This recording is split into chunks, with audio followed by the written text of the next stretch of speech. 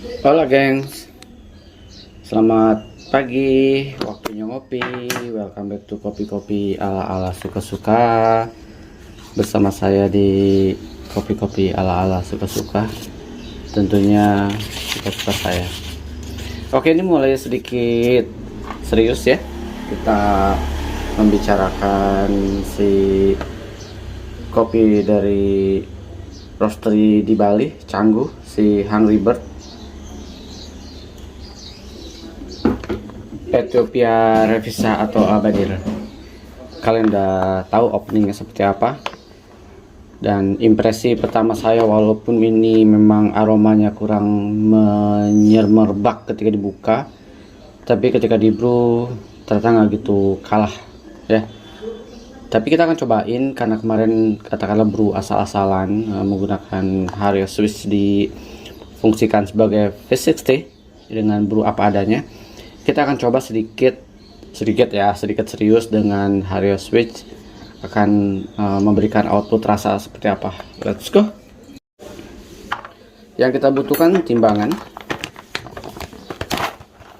Saya akan menimbang menggunakan gramasi berapa ya, 200 gram ya, 200, nggak ada tulisan.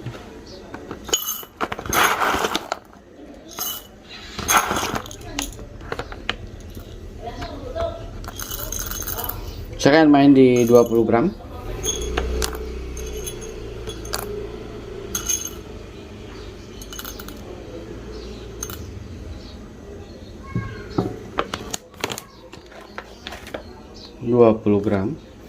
Untuk yang ingin melihat bagaimana si beannya seperti ini, kemarin saya udah bikin juga menggunakan espresso, tapi nanti kita khusus bikin obrolan di espresso ya, karena ini sangat enjoy banget dibawa ke espresso.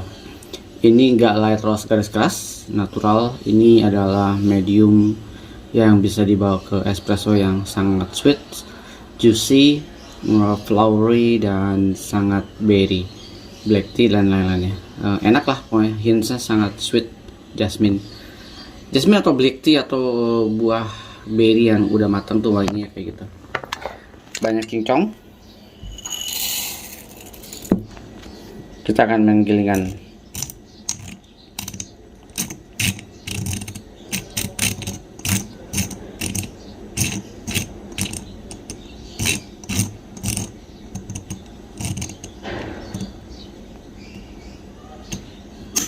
Yes.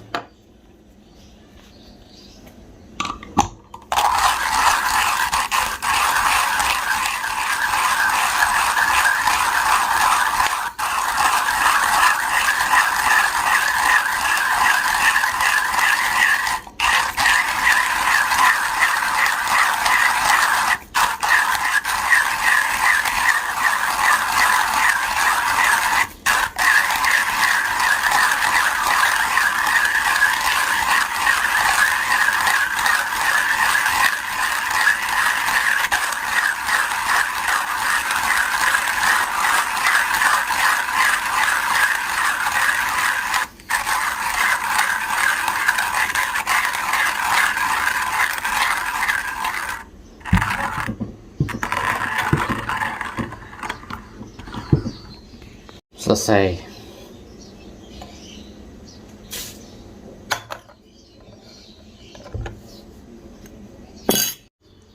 Yang akan saya lakukan adalah mengaduk. Ini sangat berpengaruh banget ketika kalian mengaduk si hasil gilingan kalian untuk sebuah rasa yang lebih playful dan lebih maksimal ya. Let's see. Saya akan menggunakan tuang air duluan.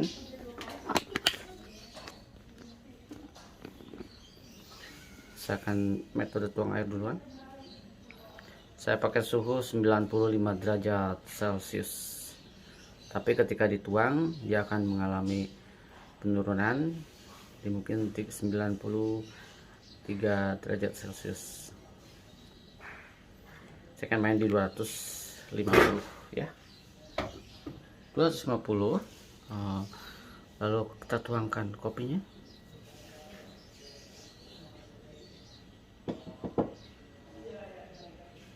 selesai. Biarkan dia secara perlahan mengalami blooming secara natural. Biarin aja nih, aromanya sangat semerbak banget, blooming secara natural. Lalu yang akan saya lakukan adalah saya akan menambahkan air di sini sedikit aja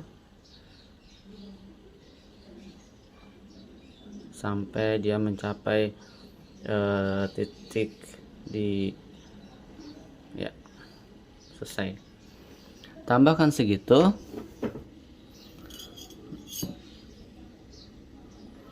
Lalu saya akan turunkan. Selesai. Berikutnya adalah saya akan menggunakan metode kayak gini.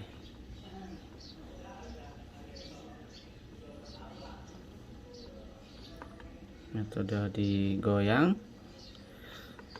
sampai merata. Lalu kita diamkan sekitar sesuai yang saya inginkan, 2-3 menit.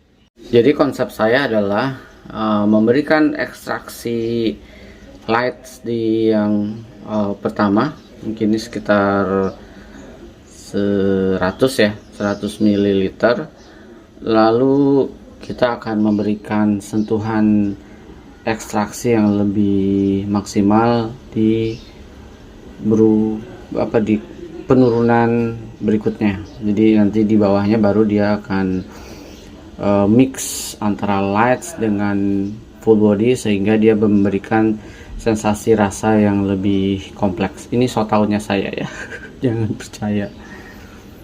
Terlepas soal bagaimana kita membuat metode yang sesuai dengan eksplorasi kita, make sure kopinya dulu yang kalian bawa adalah sesuatu yang memang memberikan sensasi rasa yang udah ada di sana. Jadi kalau misalkan si Revisa atau Abadir ini ternyata basic kopinya busuk, kalian mau pakai metode opening kayak saya kemarin, acak adut atau espresso, atau dengan metode yang ala-ala kayak gini, kalau memang basic kopinya nggak enak, terlepas misalkan ada notes yang super kompleks, basic kopinya nggak enak, ya dia nggak akan memberikan sensasi rasa yang enak. Tapi kalau misalkan tanpa ditulis pun ada violet, muscat grape, peach, pineapple, kakao nips dan lain-lainnya, dia nggak akan memberikan sensasi apa-apa. Mau ditulis kompleks apapun, kalau memang basic kopinya ya udah nggak enak gitu. Atau ada orang bilang itu kan selera lu aja bang, atau misalkan itu kan kosakata lu aja nggak bisa mencerna bagaimana rasanya peach atau violet. Yes, tapi setidaknya ketika ada sesuatu yang asing, itu bisa kita rasakan bahwa oh ini sesuatu yang asing ini enak banget gitu ya. Tapi kalau memang sesuatu nggak ada sesuatunya di dalam, mau jungkir balik pun ya akan tetap oh ini nggak enak ya gitu. Lidah nggak bisa bohong, oke. Bagaimanapun lidah itu sangat jujur ya. Let's see. Ini udah 2 menit lebih. Kita akan turunkan, tapi kita akan sambil goyang ya. Sambil goyang. Biarin aja dia goyang sampai saya akan ketemu titik terakhir. Selesai. Biarkan dia terekstraksi dengan lebih sempurna di bagian bawahnya, bercampur ekstraksi yang pertama kali brew dengan yang kedua. Biarkan dia menyatu, nanti kita aduk, lalu kita akan cicipin bersama si Revisa atau Abadir dengan metode yang bisa dibilang sok-sok serius ya, walaupun ini metode bercandaan. Tapi saya percaya, siapapun percaya, teman ala-ala percaya, kalau basic kopinya enak, kalian mau pakai metode yang super sulit. Siapa tuh yang di Jepang, Mang Tetsu, atau beberapa brewer championship yang memang adaptasi dari berbagai metode diadaptasi dan lain-lainnya, atau nanti pakai Aeropress. Kalian mau Aeropress ala-ala, mau Aeropress Championship 2014 sampai 2021, dia akan tetap memberikan sensasi yang super dahsyat. Oke teman-teman, make sure kalau saya alirannya kopinya dulu. Kalau kopinya memang udah memberikan rasa yang udah enak, atau prosesnya terbaik, atau memang bagaimana memetiknya juga udah cherry red semua, dia akan tetap memberikan nuansa rasa yang gila sih. Ini kurang lebih outputnya menjadi 300. Kopi yang cukup banyak di pagi hari, 300 total. Lalu kopinya saya pakai 21 gram ya. Gilingan saya pakai 5 poin berapa tadi ya, 5,3. Let's see. Udah beraduk semua senyawa-senyawa yang pertama dan senyawa yang kedua. Berikutnya kita akan tuang. Lembut banget nampaknya. Lalu kita aduk di sini, di keramik ini. Karena keramik ini somehow bisa memberikan nuansa sensasi rasa yang berbeda dibanding gelas. Semerbak aromanya enak.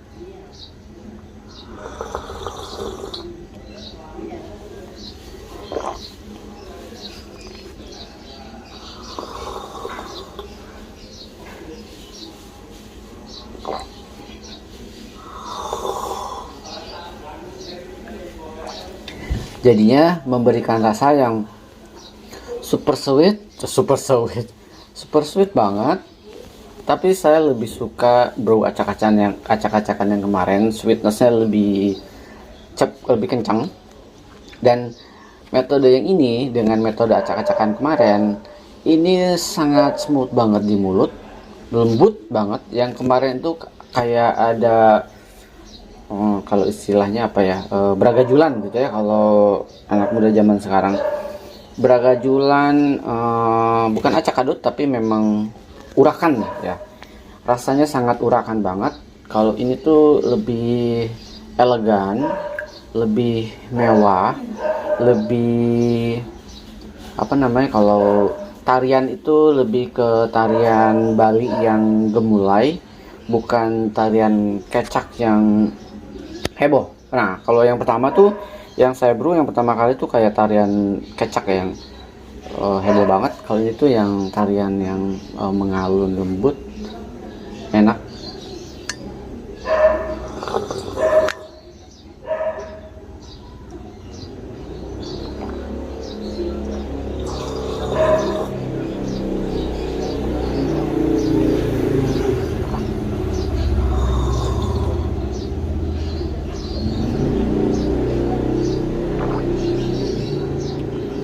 Best. Ethiopia dari Northern Approach to Merchanta ataupun prosesor dari Eropa. Buat saya jarang banget mengalami kegagalan, baik dari roastery yang serius kayak si siapa namanya, si Roseworld, atau yang pertama kali saya beli atau oleh-oleh dari maknya Ranting, atau bahkan saya manual roasting sendiri. Dia tuh dengan manual roasting yang ala kadarnya, dengan alat yang ala kadarnya, dia tetap memberikan output rasa yang kok bisa ya kopi rasanya kayak gini gitu ya. Tapi kalau Ethiopia yang di mana, di si smoking barrel, saya nggak cocok. Bukan karena kopinya, feeling saya, tapi karena memang jenis roastingnya dia mencoba untuk mempertahankan di area light roast keras sehingga lebih grasi, lebih bau rumput, bau aroma bin mentah. Begitupun terjadi dengan si Oten. Jadi saya jarang banget beli bin. Saya termasuk jarang beli bin di Oten kecuali yang rare-nya dia atau kecuali yang mahalnya dia ya. Kalau yang regular saya termasuk yang enggak.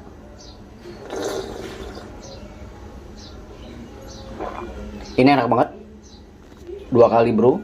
Yang pertama acak adut caranya, yang kedua lebih berstepping, dan ini buat saya enak. Ini sangat recommended banget lah untuk dicoba dengan harga 175.000 ya Is. Dengan harga 175.000 per 250 gram Is.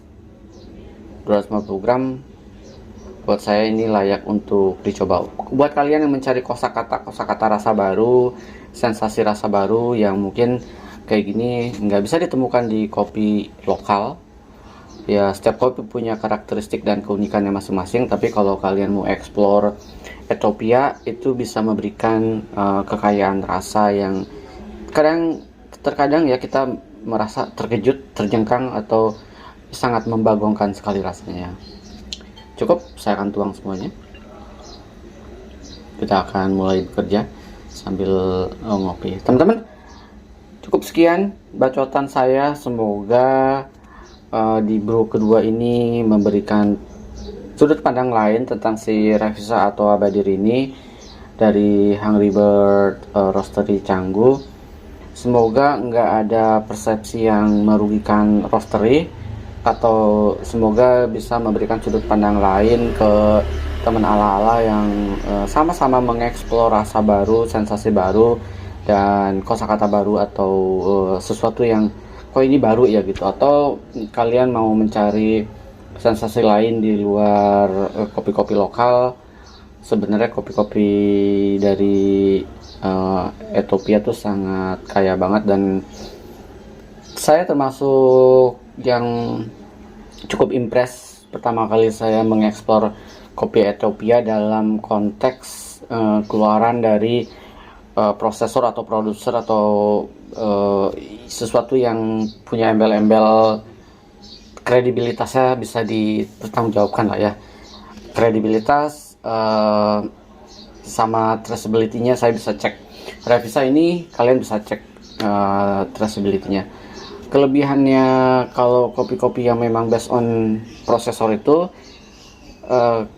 klaim dengan klaim specialty, misalkan kalian bisa trace. Tapi kalau hanya sekedar kopi X klaim specialty, somehow sangat bisa kita ragukan. Tapi buat kalian yang memang percaya itu nggak apa-apa juga. Tapi kalau saya di sekarang ini tahapnya adalah tahap roastery mengklaim spesialtinya dari mana, supaya saya memberikan kontribusi ke petani atau prosesor yang mengelola petani.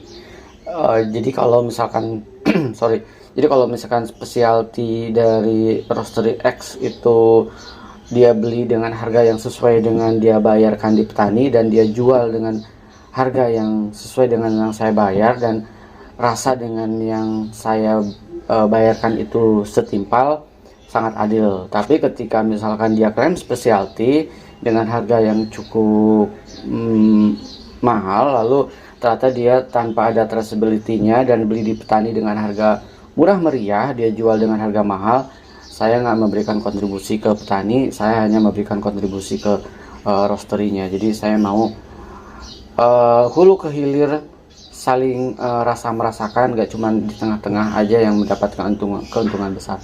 Itulah kenapa saya mulai sekarang mencarinya dari roastery, ataupun saya mendapatkan atau manual roasting, saya maunya dari specialty yang traceability-nya jelas. Jadi saya bisa appreciate perjuangan petani seperti apa ya.